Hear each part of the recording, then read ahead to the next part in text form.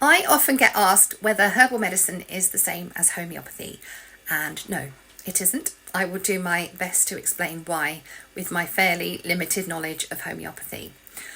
So I am a big believer in homeopathy. It is how I got into herbal medicine indirectly. One of the first practitioners I got to see when I was ill in my teens was a homeopathic doctor, and it was him that actually inspired me to train and become a herbalist. So we also use homeopathy to help manage my son's genetic condition, PKU, very successfully. And although it's not curing it and it's not ever going to fix it, we have had the hospital that he's under have actually admitted that it's working in helping to manage his levels. So we'll continue doing that, obviously, for as long as we need to. There are similarities in the approach that we use between herbal medicine and homeopathy, in that both herbalists and homeopaths are aiming to treat the person with the illness and not the illness itself. Because we don't really see the point in just being superficial and treating the individual symptoms. We really want to get right down to the root cause of what those symptoms are and get a lasting recovery. And we do that by going deep with whichever remedy we're choosing to use. So there's similarities there. These herbal medicines that you see behind me here are all made from plants. So that herbal medicine does what it says on the tin, all made from plants. And what we're doing is harvesting the herb and making tinctures in this case, where we are infusing the herb in a mixture of alcohol and water for 4 to 6 weeks. And during that time, the alcohol pulls some of the constituents out of the herb and the water is putting the other constituents out.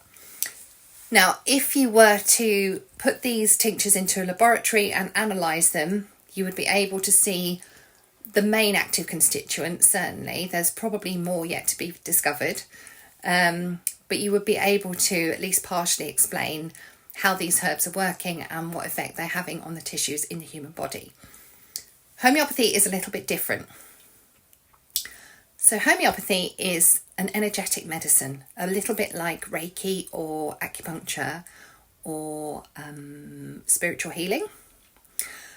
And the way they made the homeopathic remedies using classical homeopathy, which isn't always the form that's used nowadays, is that they would make a mother tincture from a plant, but could also be an animal or could also be a mineral of some kind.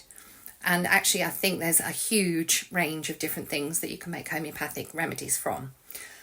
Anyway, so what they did with that mother tincture was that they would put 1 drop of that into 100 drops of water, 1 drop of that into another 100 drops of water, 1 drop of that into another 100 drops of water, and they would keep diluting it down further and further and further until there's really nothing left of the original mother tincture in that substance. As they dilute it down further and further and further, it becomes energetically more potent.